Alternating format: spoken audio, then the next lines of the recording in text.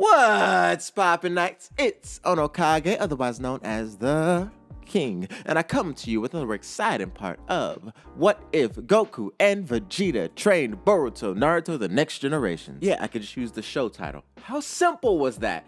I don't know why I was so confused on what to call this show. But I finally figured out where I wanted to start this show because I had to rewatch Boruto because literally everything that happened before Car, I completely forgot. I only remember Momoshiki. That's no bueno. So, in the process of rewatching Boruto, so I didn't waste my time, I wrote another script out of reviewing Boruto. So please, when that video comes out, watch it. Because I think it's time the public perception on Boruto changes. Because it does some things really well with other characters. Yes, in the beginning, Boruto is an annoying little but I can promise you that near the end, he starts to become a very, very likable character. And side note, I'm recording this in the middle of the night because I have to leave to, oh snap, Operation Security. It's a military thing. I can't tell you exactly where I'm going, but I have to leave in 2 hours. So I'm gonna try to get through this chapter really quick so I can edit it while I'm over in the barracks in the fort that I'm going to be at. So let's get into the recap. Let's go. Last time we left our heroes, Goku was training with his second son, Goten, when he showed his Dragon Sage mode. And as soon as Goten saw that form, he knew he wanted to learn it. So Goten and Goku left for Bulma's when they met Trunks, and together they instant transmission to Beerus' planet. And Goku and Vegeta had a little spar, where Vegeta revealed his new form, the Sage of Calamity. In this form, he claimed to battle Beerus to exhaustion. And after their fight, they traveled to the ninja world, again to meet their students. But so much has changed. They all have kids now. And a clone of Naruto stands off with Vegeta, both powered to the max, full of fire and passion, with desire to test their strength. Now, it's time to see the exciting action continue. Let's get into it! Whoo! Oh my god, I hope I didn't wake anybody up. Go. Don't no time to waste, the king is into beast mode. Your ninjas better hide away before I try to beast bomb. Not to win this fairy tale, I got the heat flow. Back the lead in the trunks, I got the heat dome. The flow going crazy, that's a shuttle clone. I switch it up and interchange, and yeah, that's how the story goes. Sharingan or Rinnegan, pick one. Either way, you'll stay gone, cause bygones ain't bygones. Then in my hand, make your O go and run. If I just pull that rock, you are so stand like a costume. Hands is napalm, fuck right in front of boy, I breathe with the sun boom. Something with the brakes, like an ape, you a prince. Ooh, I'm a king, what you tell me with no prince? Dude, got the knife right behind me in the back. Dude, gonna fall down when the doors attack. Ooh, like you know, I'm the leader of the pack. So don't you lay down, bitch, pay respect. Naruto stands across from Vegeta, his aura a tranquil galaxy, but hidden beneath the surface, beneath the commanding aura he presents, that pressure he emits, there's animalistic instinct, a hidden ferocity, and this gets the Sage of Calamity. His blood begins to rush as he yells, "Impressive, but can a mere clone back up your little light show?"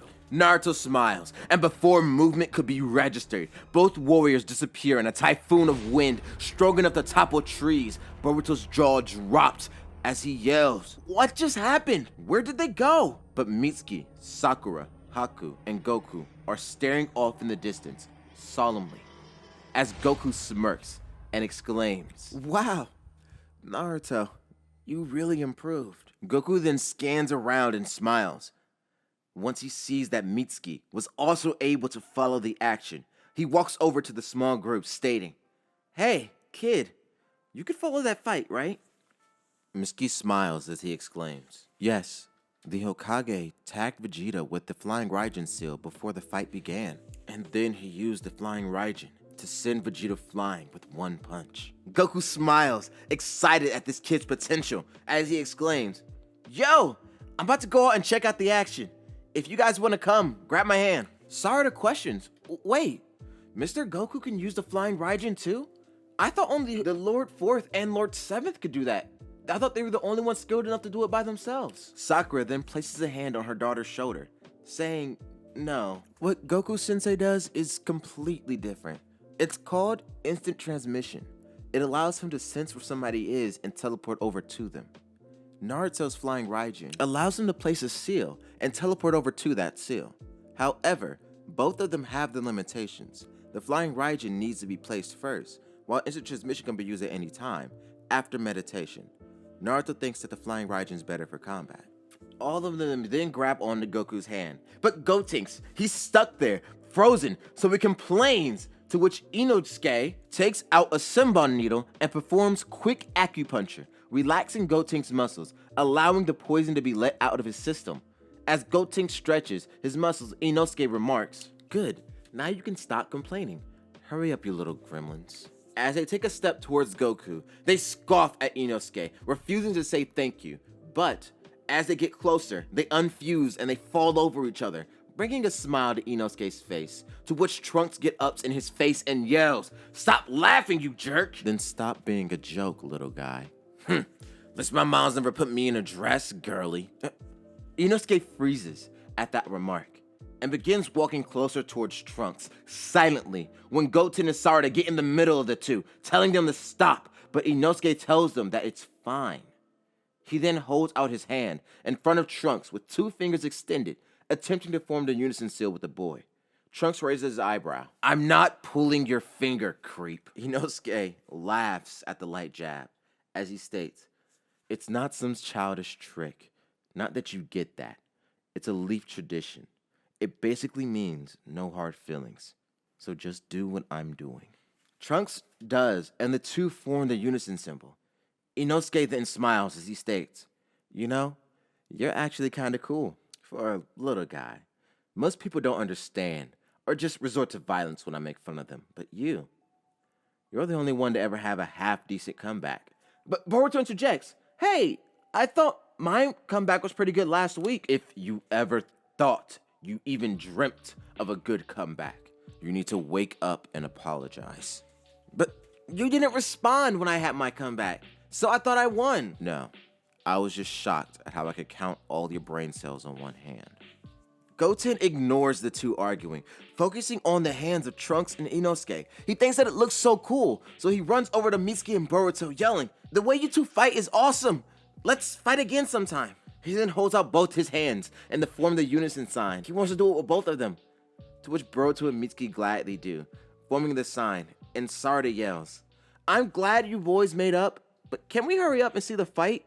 I want to get there before Hokage and Vegeta finish, please." And all the while this conversation was happening, a grueling battle between two monsters even amongst the gods was waging. Vegeta was launched into a cliffside, but that whole mountain crumbles before it even touches his skin under the immense power of destruction emitting from Vegeta. He takes a deep breath and savagely headbutts forward, colliding with Naruto's fist, who would use flying Raijin to close the distance for a sneak attack.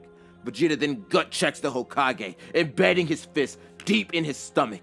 But Naruto grabs his fist, holding it, preventing Vegeta from escape, as that clone turns into a cloud of ki-infused smoke, blinding Vegeta, as Naruto uppercuts him through the smoke.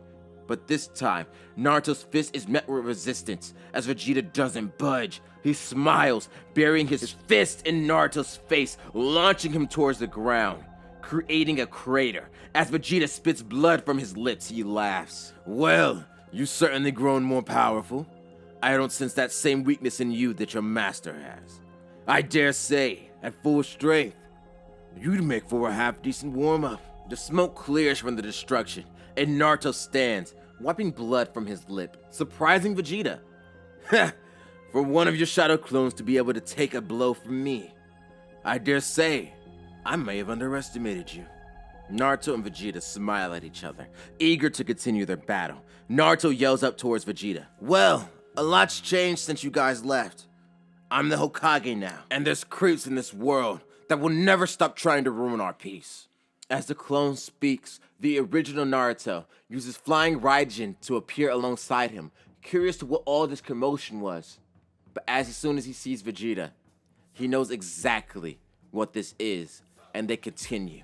"We worked so hard to maintain peace, so this level of power became necessary to keep the world safe. Naruto then immediately teleports in front of Vegeta, using a flying Raijin that makes the speed of time a joke, and the two begin to have a slugfest. The two martial arts masters are countering each other, blow for blow, but Naruto begins slipping past Vegeta's defenses, using extra arms granted by his cloak to place seals on Vegeta's back, slipping behind him, sneaking in devastating punches to Vegeta's sides and kidneys, but each blow only proves to make Vegeta more powerful. As his innate speed begins to overwhelm Naruto's and his lust for battle grows, Naruto's flying Raijin now appears slow. The two appear evenly matched, but Vegeta begins to overpower Naruto, beating him into the ground. Naruto yells, "Aura Burst!" pushing back Vegeta, gaining some distance. But the recoil of the attack wasn't enough to distract Vegeta. He begins charging his ultimate move, the Sage Art, Hakaishin Regal Flash. The air around him begins to explode as mere atoms are destroyed in his presence. In the air as he yells, "Okay then, Hokage, I acknowledge your strength. This is my most powerful attack. If you survive this, Whis was finally right about you lot. But if you die, the planet does too. So don't worry about your family. They won't feel a thing." Naruto smiles while opening his arms wide as he states, "Interesting proposition. Well then, fire away, sensei. I haven't begun to show my hand yet." Vegeta then unleashes his attack as it rushes through the air at blinding speeds. It's surrounded by explosions as atoms are decimated in its presence. Naruto just stands, saying nothing. He then holds out his hand, and Vegeta's attack collides with it. Stray lasers are careening over the horizon, but there is no explosion. Vegeta's smile disappears, sensing the wild energy inside of Naruto growing. It grows closer as he was hit in the stomach by a strange black ball. The energy inside this ball felt akin to Hakai energy, as one of Naruto's claws reaches around Vegeta's beam, pulling him in closer towards Naruto as he unleashes a devastating combo on Vegeta. 2 punches in the stomach, followed by a kick towards the chin, sending Vegeta flying. Naruto then uses Flying Raijin to follow up, but it was countered by Vegeta, who predicted his attack, punching him in the jaw, launching him towards the sky. But Naruto stops himself, roaring as his aura turns completely red. As white sparks fly off of him, Naruto rushes to the ground, faster than Vegeta, faster than his original Flying Raijin. As he approaches, attacking Vegeta, he tries to counter, but his body moves like Goku's, avoiding Vegeta's attack, almost like he's in Ultra Instinct. But no, this is something more ferocious. His attacks grow with each consecutive strike. This is animalistic instinct. He claws, he scratches, he bites savagely, but each attack is precise as it aims for the same spot. Vegeta is finally able to counter the unrelenting blows, clashing with Naruto. "You've changed your combat style. Impressive to do in the middle of a fight." Don't give that idiot all the credit. I needed to stretch as well. "Oh, the brat's pet dog. Sure, puppy. I'll take you out for a walk." Runt. Naruto's half a foot taller than you, but sure, why not? Get your little Napoleon complex out. Vegeta smiles as he gets closer. The two begin swapping blows like savage animals, fighting over a piece of meat. There's no form, no style, just ungodly power, striking at each other. Neither attempt to pull their punches as mountains crumble around them. The two begin yelling as beams launch from their mouths. They collide with each other, and as they explode, they continue their battle. As Goku arrives with the rest of the group, and they watch the end of the fight, as Naruto takes back control over his body. And he says, "Let's finish this, sensei." "With pleasure, Runt." Naruto raises his hands behind his back and yells, "Sage Art, tell deities, Rasen Wave!" Naruto's attack begins to form around one of his truth-seeking orbs. The earth beneath him shatters as it forces him to fly in the air.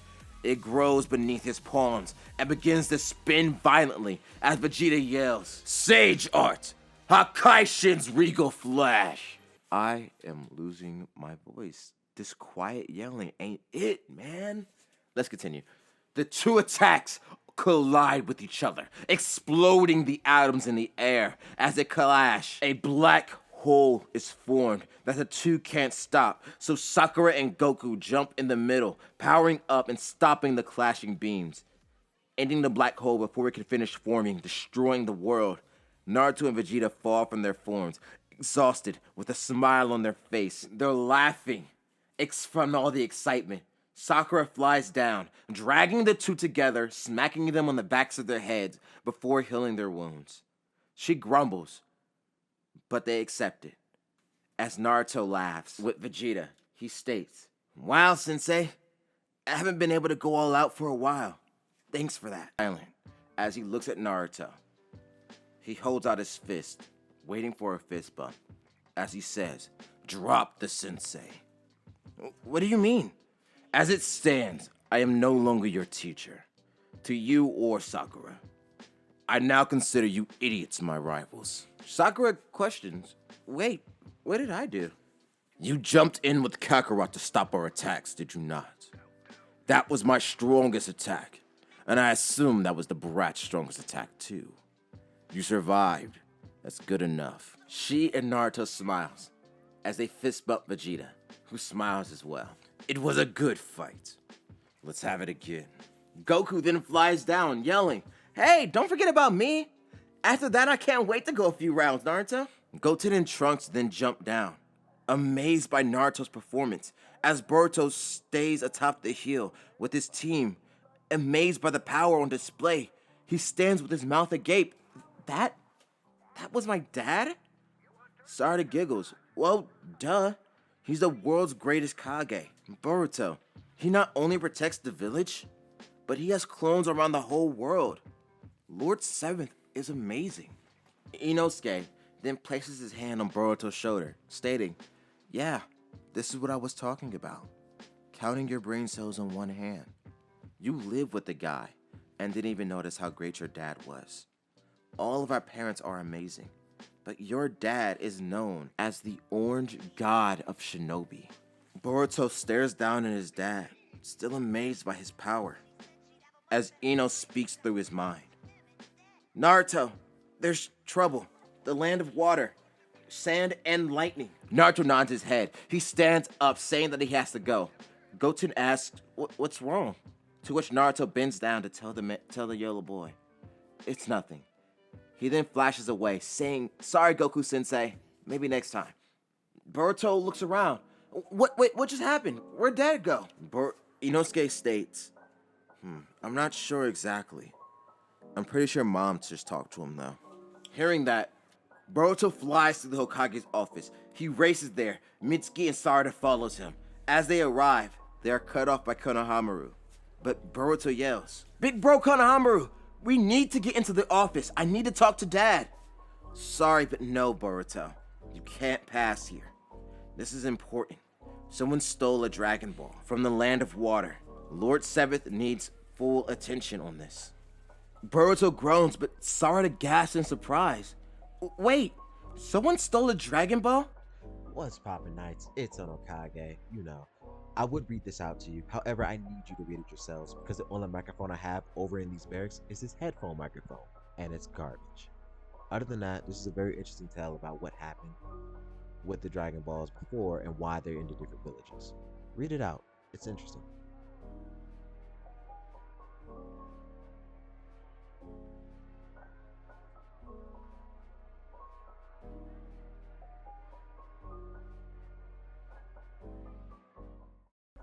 But wasn't that the whole reason we shared them with the other villages? Wasn't that for safety? Boruto questions, "Couldn't Dad just send a clone over there and get it back?" Mitsuki shakes his head no, saying that Naruto is way too noticeable. Sensory type ninja would identify him immediately. He would have to search every single person. The Hokage just doesn't have that much time. Boruto then yells, "If he doesn't have that much time, then we can help. I already told my dad, let me handle what he can't. This is what that means. I can help." Boruto then runs past Konohamaru, who tells him to stop, as futile as that is. Boruto then kicks open the Hokage's doors, as Naruto smiles and Shikamaru groans. And Boruto yells, Dad, give us the mission. Shikamaru groans again. Sorry, Boruto, but we can't. You're still in the academy. But no buts. Boruto groans, but Naruto smiles. But while your class is on its field trip in the land of water, I need you to see if something is wrong, okay? If you see anything, document it, Boruto. Boruto questions, what are you saying? Shikamaru interrupts, we're not saying anything, kid. Just while you're on your field trip, if you see something, report it back to us. Just stay safe. I'll let my son know too. Apparently, the Mizukage said the Cobra had no chakra or ki. Naruto stands, walking over to his son. I'm serious, Boruto. Be careful over there. I mean it. Anyone gutsy enough to try to steal the Dragon Balls can't be working alone, and you might be a target. So if you find anything out, report it. Boruto holds out his hand for a fist bump, much to his father's confusion. You know, Dad, I really want to know how you got so strong. You must have had a great life. I heard a lot about Grandpa, but I don't know any stories about you. So, when I get back, tell me everything, okay? Naruto smiles as he fist bumps his son. I'd love to, Boruto. Actually, speaking about Dad and Mom, I'm pretty sure they're in the land of water right now. Boruto questions why, to which Naruto says, there's a few reasons. One of them is to pay respects to one of their students. And then another reason, I believe Chojuro set up a water park and an aquarium. On my next day off, I was planning to take all of us there, so if you go by, tell me it's fun. Boruto and his dad laugh. As the day ends, Boruto relays the secret mission to Sarada and Mitsuki. So that's the gist of it. While we're on a field trip, we're going to discreetly investigate the disappearance of the Dragon Balls. Mitsuki questions, does Shino-sensei know about this? Boruto shakes his head no, he doesn't know. Sarada adds, so our only confidants on this mission are Inosuke, Shikidai, and Chocho. They nod, and they break for the night.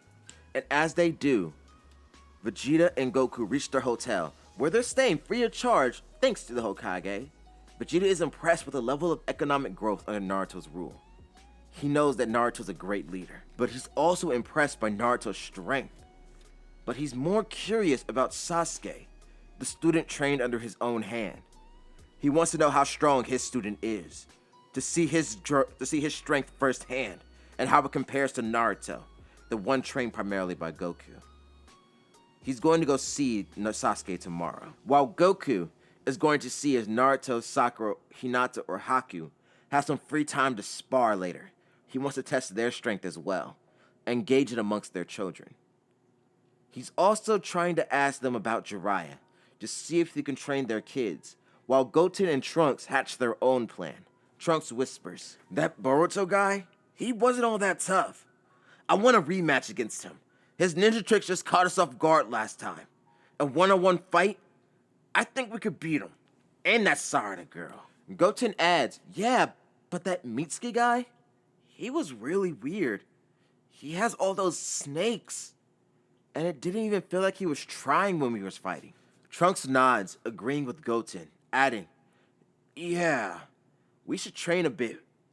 Maybe we could ask that Naruto guy to see if he can train us. Goten then says, my dad said somebody named Jiraiya is who taught them all the stage mode. Trunks smiles, saying, okay, great. We're gonna find both of them and have them train us. But first, I want a rematch against Boruto. The two head out and train for the rest of the night. The next day, they move on to the boat. Unannounced to them, they're being followed by Goten and Trunks. How will Boruto and his team complete their mission discreetly with the world's most distracting toddlers shooting for a re-up? Re-up. I can't say that. And then Vegeta hunts for Sasuke. How will their meeting go? We'll just have to find out next time on What If Boruto and Naruto Trained Boruto, the Next Generations. I just said Boruto and Naruto. Goku and Vegeta. You know what I meant. Okay. How'd you like it? Did you like it? Did you hate it? What you rate it? I am currently, most likely, over on the other fort in a different state with the army. I'm going to take my laptop. Hopefully they have Wi-Fi there. I'm pretty sure they might.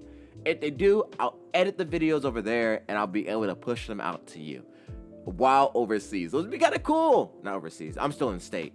I'm just not here. So it'll be really cool. I hope that I can get them out to you.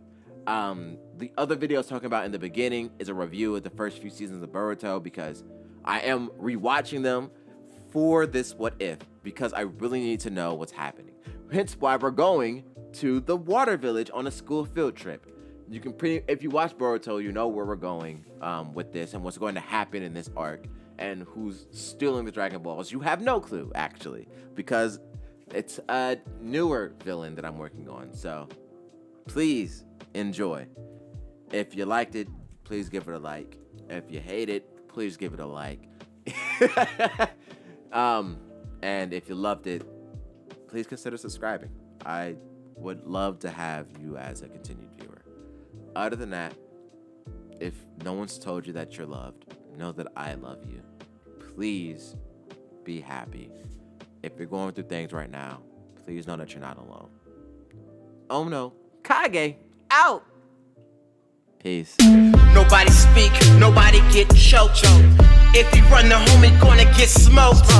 No time for the lame ass jokes. I'm the GOAT. You a gringo when that story's been told. I make money moves, controlling every view. Oh no, you got hella proof, but no one's helping you. What's wrong? Now you on your own, you really want to smoke. Oh no, Chico really done it wrong. What's wrong? The hollow meta in this college, bro. Keep talking crazy, I might go post though.